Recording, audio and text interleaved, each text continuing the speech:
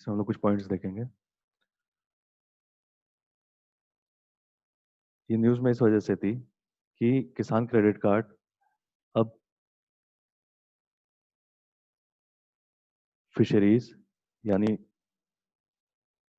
मछली से रिलेटेड जो भी है, फिशरीज और एनिमल हस्बेंड्री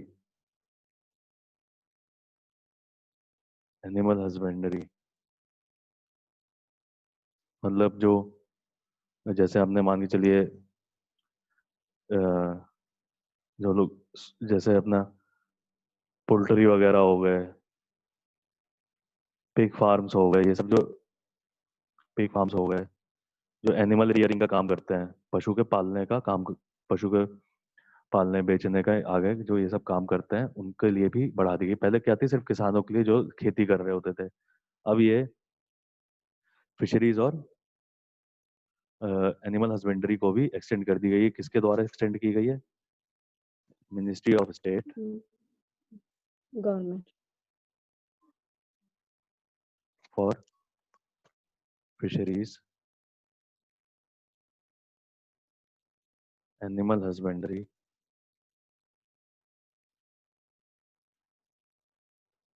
और डेयरिंग द्वारा। अब हम लोग जैसे मेरा कोई फार्म है उस पे भी हम लोग किसान क्रेडिट कार्ड का लाभ उठा सकेंगे। इसमें अगर क्वेश्चन में इसमें एक और पॉइंट है, फिशरीज ये दोनों चीजें कवर करेगा। इनलैंड यानी जो हम लोग नदी तालाब वगैरह में है, वहाँ जो मछली मछली का उद्योग हो रहा है उससे भी, और जो समुद्री यानी मरीन, दोनों चीजें इंक्लूड होंगी। अगर क्वेश्चन में आ जाता है किसान क्रेडिट कार्ड स्कीम सिर्फ इनलैंड फिशरीज यानी नदी तालाबों के लिए, तो ये गलत होगा। ये समुद्री तालाबों के समुद्र के लिए भी है, समुद्र से जो हम लोग मछली वगैरह पकड़ते हैं। अब इसमें क्या होगा कि जो एक डिस्ट्रिक्ट लेवल कमेटी होगी वो तय करेगी कि कितना लोन मिलना चाहिए। डिस्ट्रिक्ट लेवल टेक्निकल कमेटी होगी, वो डिसाइड करेगी कि कितना लोन मिलना चाहिए। पहली चीज ये है कि अब फिशरीज और एनिमल हस्बेंड्री के लिए भी शुरू कर दी गई है स्कीम। दूसरी चीज ये कि district level technical committee decide करेगी कि कितना लोन मिलना चाहिए। अब इसका हल्का सा किसान क्रेडिट कार्ड स्कीम का हम लोग बैकग्राउंड देख लेते हैं। किसान क्रेडिट कार्ड स्कीम जो है, अब हम लोग ने देख लिया ये न्यूज़ में क्यों होती, अब हम लोग इसका हल्का सा बैकग्राउंड देख लेते हैं। बैकग्राउंड ये है, ये केसीसी स्कीम नाबार्ड द्वारा प्रिपेयर की गई थी। किसान क्रेडिट कार्ड स्कीम नाबार्ड द्वारा प्रिपेयर की गई थी। किसकी रिकमेंडेशन पे? R V Gupta committee, R V Gupta committee. कब? 1998-99 में।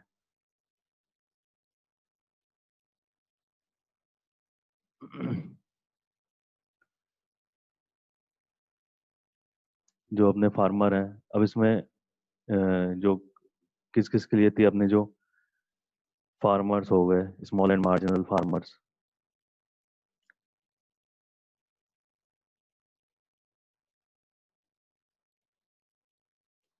जो हम लोग के बटाई पे या बलकट पे जो लेते हैं वो भी इसके लिए एलिजिबल है, यानी टेनेंट फार्मर्स भी एलिजिबल हैं।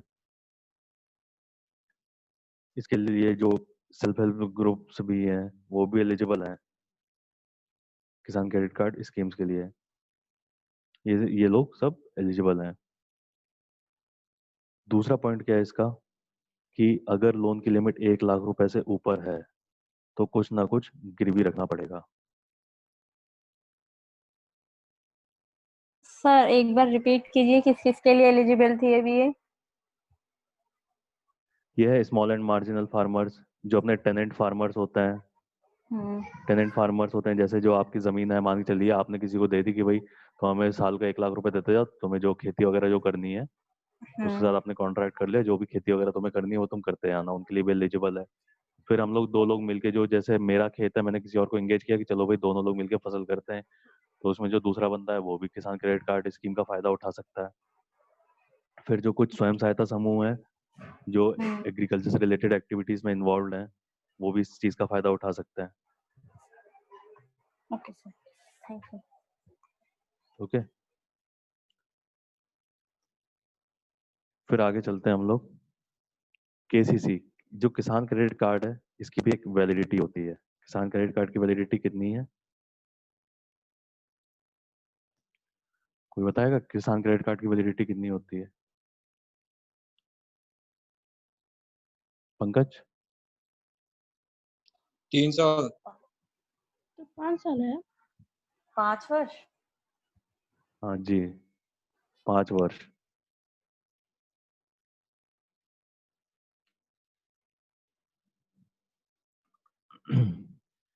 अब अच्छा, जो किसान तीन क्रेडिट कार्ड 3 लाख स्कीम है, तक इसकी इसके लिमिट होती है मैक्सिमम। वो तो सॉइल हेल्थ कार्ड की थी। नहीं, 3 लाख की लिमिट होती है लोन की, ये पूछ रहा था। मैक्सिमम लिमिट जो नहीं, होती है। लोन की लिमिट लगभग 4 लाख रुपए होती है। 4 लाख रुपए, 4 या 5 है, मैं इसमें नहीं, श्योर नहीं हूँ, लेकिन 3 नहीं है। अच्छा। मुझे थोड़ा इस वजह से पता है क्योंकि मेरे नाम पे भी एक किसान क्रेडिट कार्ड बना हुआ है। सर इसमें लेकिन ये है मैंने कि मैं देखा तो 3 लाख था शायद। सर इसकी वैलिडिटी 5 ईयर है, और इसमें नहीं, इसको जो इसका ये है कि इसको एक्सटेंड भी किया जा सकता है 3 या मोर ईयर्स के लिए। ओके ओके, लेकिन ये जो केसीसी की वैलिडिटी जैसे 5 वर्ष है या एक्सटेंशन जो भी है, इसको कम भी किया सकता है और बढ़ाया भी जा सकता है। अगर फार्मर अपना लोन चुकाने में सक्षम नहीं है तो इसको 5 वर्ष से कम भी किया जा सकता है, और अगर एकदम बहुत अच्छी परफॉर्मेंस रही है फार्मर की, उसने टाइमली लोन पेमेंट किया है, तो इसको बढ़ाया भी जा सकता है। अभी जो किसान क्रेडिट कार्ड स्कीम है, ये कौन कौन इम्प्लीमेंट कर रहा है? अब किसान क्रेडिट कार्ड मतलब पैसा कहाँ से जाएगा किसान के पास? बैंक से जाएगा। कौन कौन से बैंक किसान क्रेडिट कार्ड प्रोवाइड कराते हैं? अपने जो कोऑपरेटिव बैंक सहकारी हो गए, कोऑपरेटिव बैंक। सहकारी बैंक हो गए, और यस सर। और ग्रामीण बैंक क्षेत्रीय ग्रामीण बैंक हो गए। और ये नाबार्ड से रिलेटेड जो बैंक होते हैं, रूरल सर बैंक, नाबार्ड का भी रोल होगा इसमें, उसका नहीं है? नाबार्ड से ही होता है। नहीं, ये स्कीम ही प्रिपेयर की गई है नाबार्ड के द्वारा। स्कीम ही नाबार्ड की है, तो मेन रोल तो उसका ही है। फिर ये अपना जिसके पब्लिक सेक्टर साथ बैंक में के द्वारा, यानी अपने जो एसबीआई सीबीआई वगैरह हो गए, इनके द्वारा जो अब चूंकि ये कोऑपरेटिव बैंक स्कीम की मॉनिटरिंग कौन करेगा? स्कीम की मॉनिटरिंग कोऑपरेटिव बैंक और आरआरबी के केस में करेगा नाबार्ड।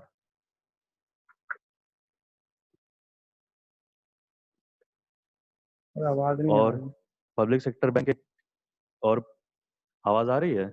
सबको आवाज क्लियर है? सर, काफी अटक अटक के आ रही है आवाज। सही है सर, क्लियर है। बाकी तो क्लियर है सर।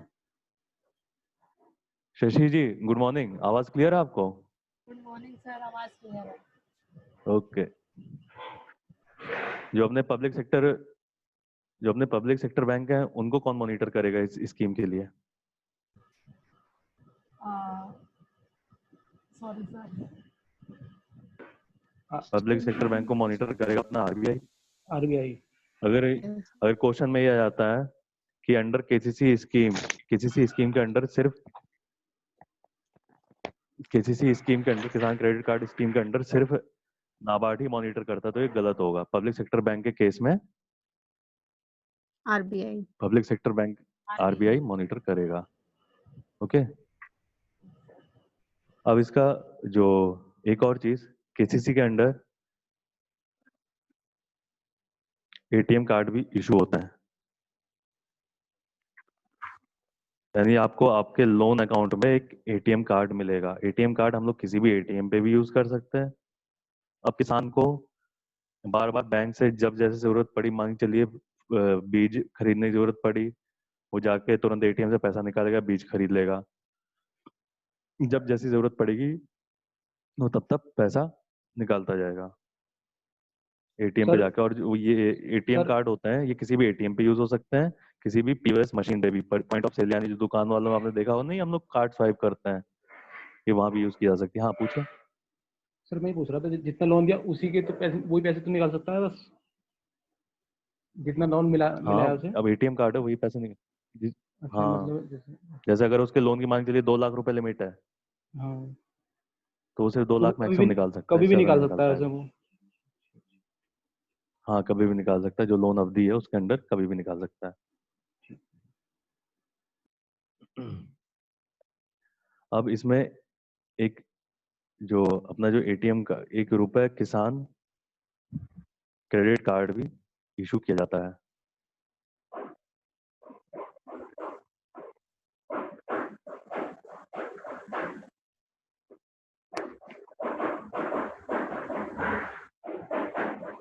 जो कि अपना किसने लॉन्च किया था? NPCI, national payment corporation of India ने।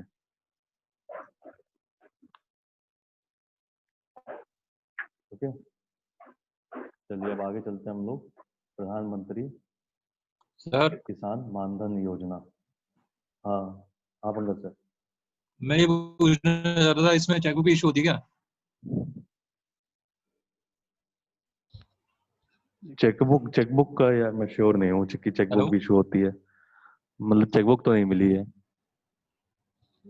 CKCC, एक सेकंड, हाँ चेकबुक भी इशू होती है, ठीक है। चेकबुक भी इशू होती है, सही कह रहे हैं आप, चेकबुक भी इशू होती है। सर इसमें एक एडिशनल पॉइंट और है हम्म कि सर जो केसीसी क्रेडिट कार्ड होल्डर होते हैं जो भी, तो वो हम्म। पर्सनल एक्सीडेंट इंश्योरेंस ले सकते हैं अप टू 50,000 यदि उनकी डेथ हो जाती है तो। और जो परमानेंटली डिसेबल रहते हैं तो कितना वो ले भी सकते हैं? 50,000। ओके तो जैसे अभी विवेक ने पॉइंट बताया कि एक 50,000 हम लोग ये किसान पर्सनल इंश्योरेंस भी ले सकते हैं इस स्कीम के अंडर, कि अगर सर उनकी इसमें जो डेथ हो जाए तो उनको। प्रीमियम दिया जाएगा, तो प्रीमियम का जैसे हम्म रेशियो होगा बैंक और बॉरोवर के द्वारा, वो हम्म, 2:1 का होगा।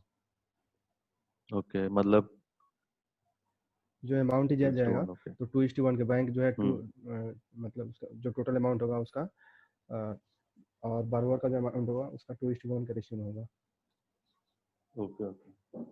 सर ये पॉइंट दोबारा क्लियर कर, सही समझ में नहीं आया जैसे सर। ये 50,000 था, इसमें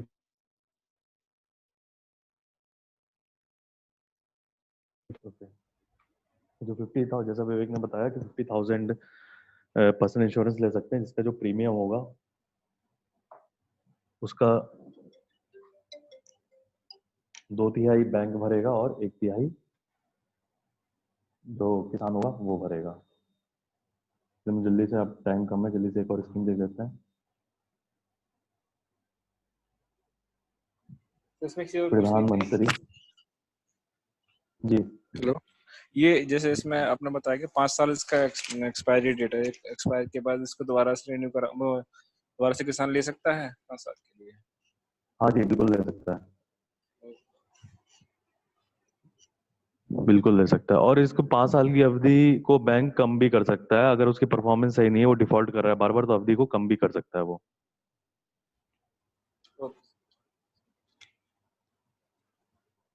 सर इसमें अगर लोन टाइम पे हर चीज की ईएमआई पेमेंट हो जाती है तो उस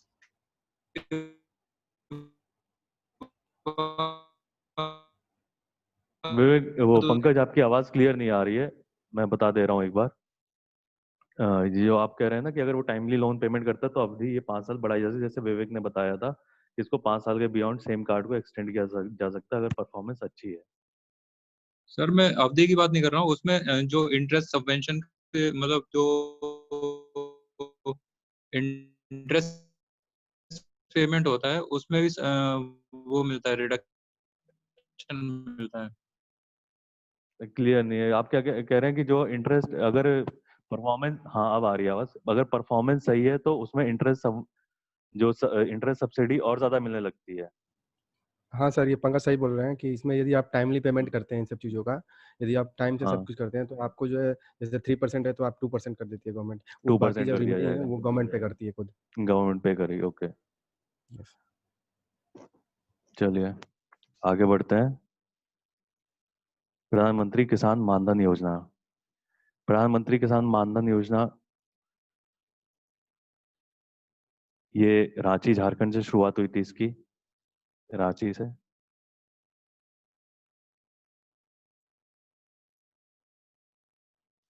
रांची झारखंड से शुरुआत हुई थी। एक सेंट्रल सेक्टर स्कीम है, सेंट्रल सेक्टर। इसको इसका एडमिनिस्टर कौन करता है? एक तो अपना वही TAC&FW, department of agriculture corporation, किसके साथ? LIC के साथ। इसका मैनेजमेंट कौन करता है? DAC&FW LIC के साथ मिलके। क्या करेगा? जो भी फंड इसमें आएगा किसान मानधन योजना में, इस ये सब स्कीम इस डिपार्टमेंट की है। फंड का मैनेजमेंट और बाकी चीजें जैसे फंड आगे पेंशन वगैरह देना, ये इसका काम होगा LIC का। अब ये है क्या? प्रधानमंत्री किसान मानधन योजना जो अपने स्मॉल एंड मार्जिनल फार्मर्स होते हैं। आकांक्षा, स्मॉल एंड मार्जिनल फार्मर्स की क्या डेफिनेशन है?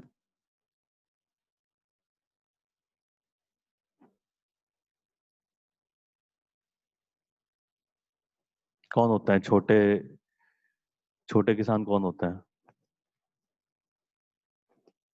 सर जिनकी भूमि कम से कम 5 बीघे से कम हो। बीघा तो कोई स्टैंडर्ड ही नहीं है। मतलब एक हेक्टेयर से कम हो, मतलब बहुत छोटे होते हैं। 1 हेक्टेयर से कम हो। 1 हेक्टेयर है पक्का?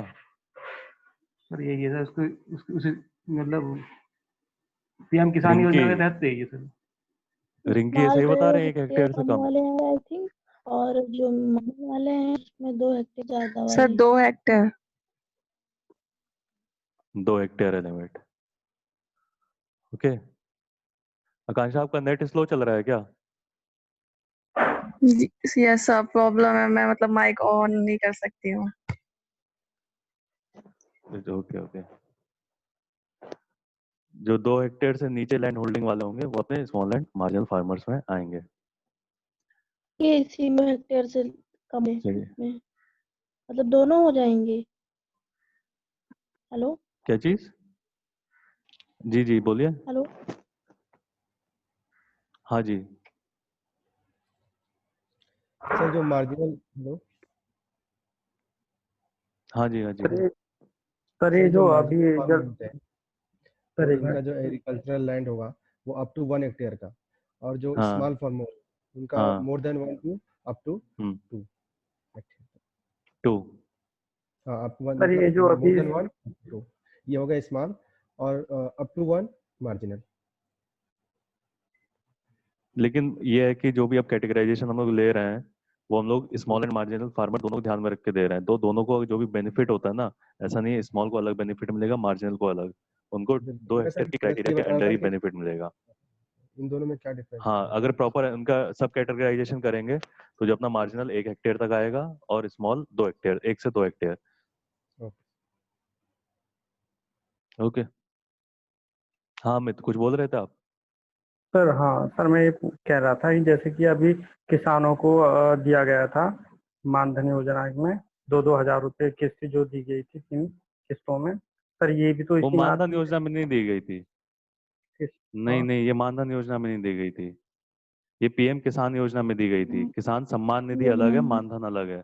मानधन देखिए, किसान सम्मान निधि क्या है कि जो उनको खेती के समय जरूरत पड़ती है, कहीं बीज के लिए पैसे की जरूरत पड़ी, कहीं उर्वरक के लिए पैसों की जरूरत पड़ी, ये उस चीज के लिए है। और अपना मानधन योजना क्या है, किसान कभी ना कभी तो, अब है क्या, किसान जब तक हाथ पैर चल रहे हैं तब तक तो खेती कर पाता, तब तक तो उसके पास पैसा आ रहा है। जैसे ही उसके हाथ पैर चलना बंद, फिर वो खेती नहीं कर सकता। तो उसके लिए उसको एक कुछ, जैसे हम लोग गवर्नमेंट एम्प्लॉयज अगर बनते हैं तो जी रिटायरमेंट के बाद हमें एक पेंशन मिलेगी। तो किसान मानधन योजना एक किसानों के लिए पेंशन स्कीम है। मैं आगे आ रहा हूँ उसी चीज पे। ठीक है सर। तो ये किसानों के लिए एक पेंशन स्कीम है, पेंशन स्कीम। जो कि 60 साल की उम्र के बाद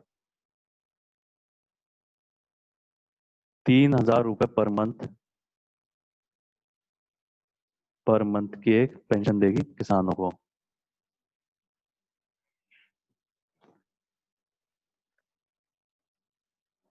कौन कौन लोग इसको ज्वाइन कर सकते हैं? जिनकी 18 से 40 साल के बीच आयु हो। इनको हर महीने 55 से लेके 200 रुपए पर मंथ का प्रीमियम जमा करना पड़ेगा। प्रीमियम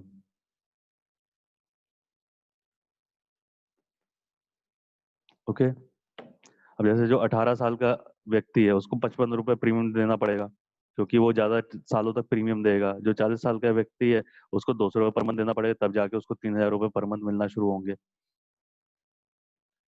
इसमें 55 रुपए तो 55 मान के चलिए 55 रुपए तो डाला किसान ने,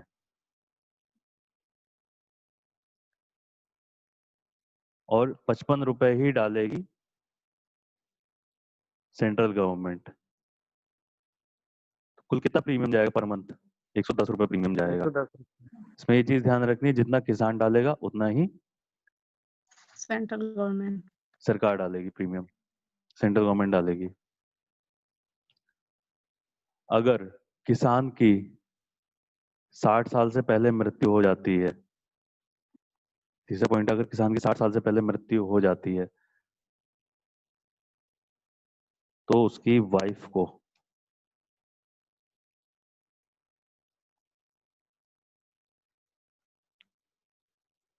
आधी पेंशन यानी 1,500 रुपए पर मंथ मिलेंगे।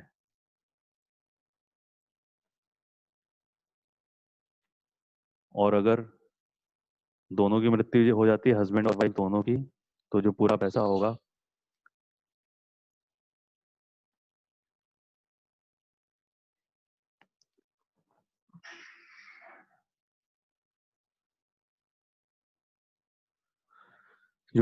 होगा ये वापस से सरकार के पास चला जाएगा पेंशन फंड में, जो कि मैनेज कौन कर रहा है?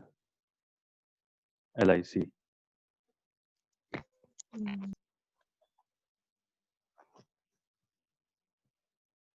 ये कुछ मेन पॉइंट्स हो गए। सेंट्रल सेक्टर स्कीम है, LIC plus department of agriculture, फिर 3,000 रुपए मिलने हैं 60 साल की उम्र के बाद, जिसमें से प्रीमियम 55 से 200 रुपए जितना फार्मर देगा उतना ही सरकार देगी। 18 से 40 साल इसकी किस एज में आप लोग एंट्री ले सकते हो? 18 से 40 साल तक है। फिर उसके बाद अगर पति की मौत हो जाती है तो पत्नी को आधा पैसा मिलेगा, यानी 1,500 रुपए पर मंथ मिलेगा। अगर दोनों की मौत हो जाती है तो बचा हुआ पूरा पैसा चला जाएगा पेंशन फंड में वापस। एक और चीज इसमें जो जरूरी चीज है, अगर किसान नेशनल पेंशन स्कीम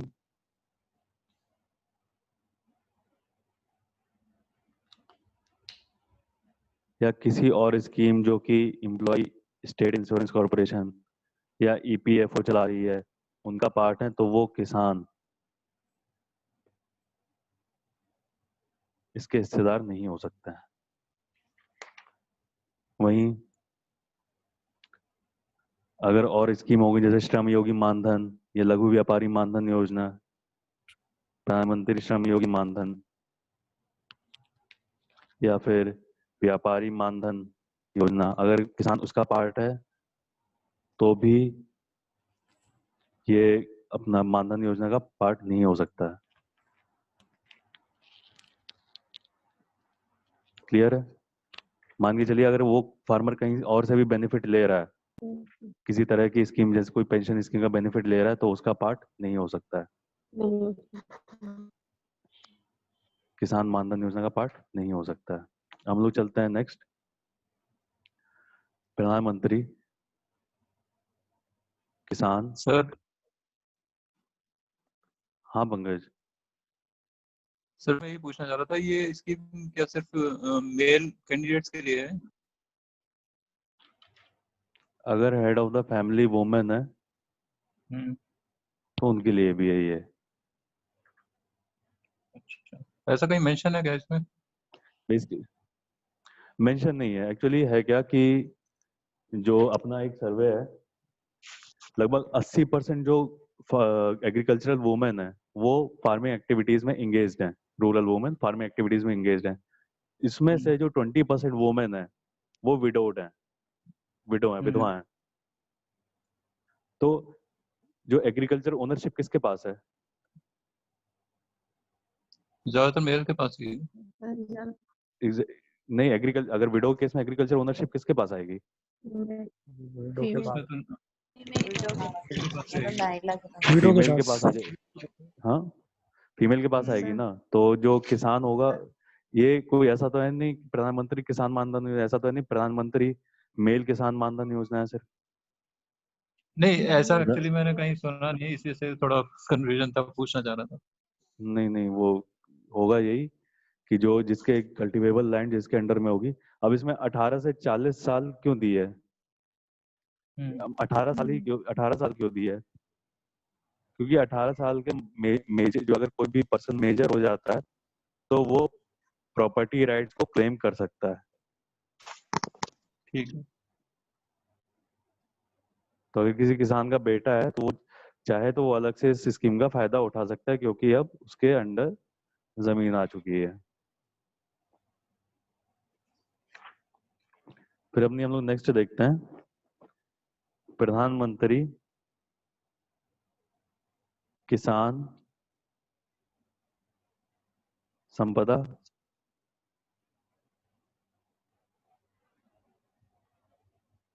योजना। प्रधानमंत्री किसान संपदा योजना ये एक सेंट्रली स्पॉन्सर्ड स्कीम है। Centrally sponsored scheme.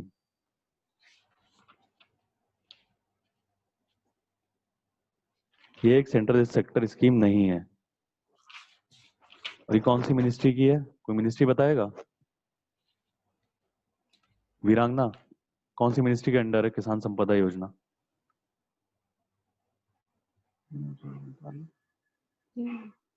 Ministry of Rinki? Agriculture. गलत। संजना? डॉक्टर साहब? इंश्योरेंस से रिलेटेड है ना, इंश्योरेंस। मैं बताऊं? किससे? जो बीमा वाला। नहीं, रुक जाओ, बाकी लोग को बता दें। बीमा से नहीं, ये बीमा से भी रिलेटेड नहीं है। अरे चलिए, मैं एक चीज बता देता हूँ। इसमें इस स्कीम में क्या होगा, जो अपने मान के चलिए जो अपने एग्रीकल्चर आइटम्स हैं जैसे गेहूं वगैरह होगी, उनकी आगे, और जैसे गेहूं हो गया, वीट हो गया, उनकी प्रोसेसिंग हुई, वो है सर, वो बन गए, ब्रेड बन गई उसकी। तो ऐसे ही क्लस्टर बनाने की बात की जा रही है। किसान जाए सीधे अपना ऐसे क्लस्टर्स को, क्लस्टर मतलब मिनिस्ट्री, एक सर प्रसंस्करण मंत्रालय, डेवलपमेंट किया जाएगा। खाद्य मंत्रालय, खाद्य प्रसंस्करण मंत्रालय, नहीं, खाद मंत्रालय कौन सा मंत्रालय? प्रसंस्करण फूड मंत्रालय जो है वो, प्रोसेसिंग मिनिस्ट्री। प्रोसेसिंग वाला। एग्जैक्टली, ये है under ministry of food processing, ministry of food processing industries. इस चीज का ध्यान रखना। किसान है इसका मतलब ये नहीं, इस स्कीम में किसान लगा इसका मतलब ये नहीं कि एग्रीकल्चर मिनिस्ट्री की है। तो ये मिनिस्ट्री ऑफ फूड प्रोसेसिंग से रिलेटेड है।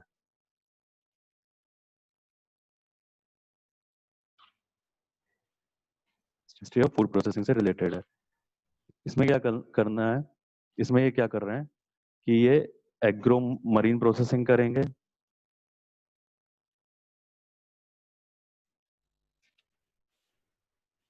और जहां ये चीजें हो सकें, जैसे मछली पकड़ी, मछली को प्रिजर्व करके उसके अलग अलग चीजें बना के, जैसे मछली का अचार बना के, मछली का अचार बना के बेच रहे हैं। तो ये एक फूड प्रोसेसिंग हो गई। एक फूड में प्रोसेस किया गया कि जिससे उसकी जो वैल्यू है वो बढ़ी है, और उसको एक फॉर्म से दूसरे फॉर्म में, जैसे गेहूं को ब्रेड में चेंज किया, ये होती है प्रोसेसिंग।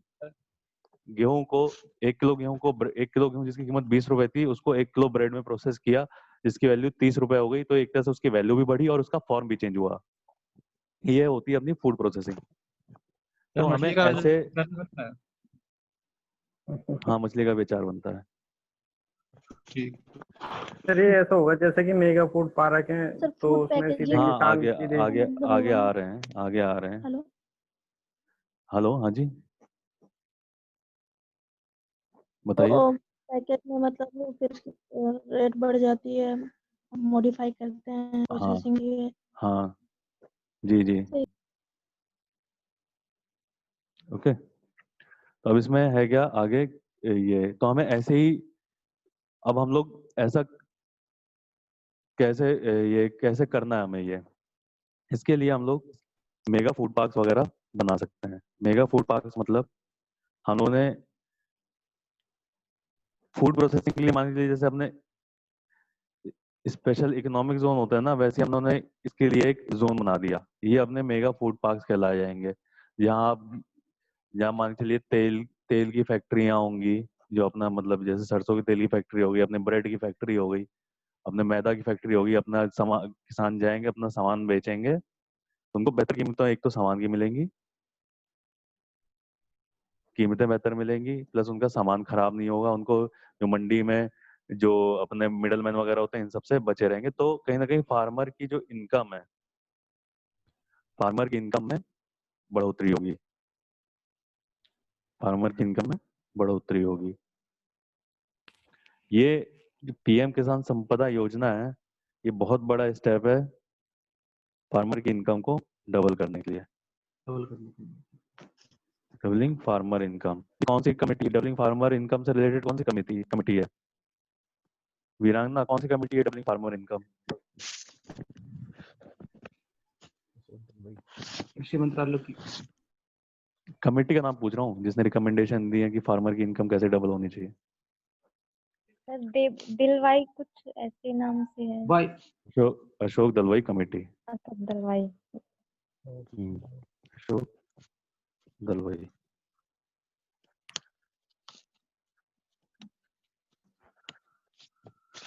अब ये जो प्रधानमंत्री किसान संपदा योजना है, इसके अंडर क्या क्या चीजें बनेंगी? पहली, मेगा फूड पार्क बनेंगे।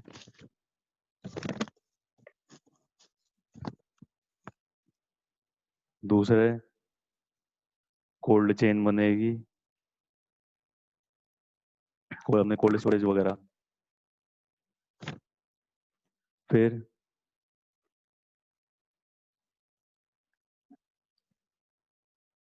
सर इसमें परिवहन अपनी की जो भी सुविधा यूनिट्स हैं, उपलब्ध होगी। इसमें परिवहन की भी सुविधा उपलब्ध होगी। उनके समय की इसमें बचत फिर होगी। यूनिट्स यूनिट्स कैसे डेवलप होनी है वो सब होगा। फिर इसमें फूड सेफ्टी की भी बात की जाती है कि फूड सेफ्टी और क्वालिटी के लिए जैसे अपने एफएसएसआई वगैरह करते हैं वो सब होगा। फिर उसमें जो अपने लेबर वगैरह एम्प्लॉय होंगे, उनके उनके लिए क्या बेटर चीज़ें, मतलब कुछ इंस्टीट्यूशन वगैरह हो सकते हैं खोले जाएं कि उनको बेटर ट्रेन किया जा सकता है, इसके लिए ह्यूमन रिसोर्स पे भी काम होगा। और एक और चीज, ऑपरेशन ग्रीन्स भी इसका पार्ट है। पंकज, ऑपरेशन ग्रीन्स किस चीज से रिलेटेड है?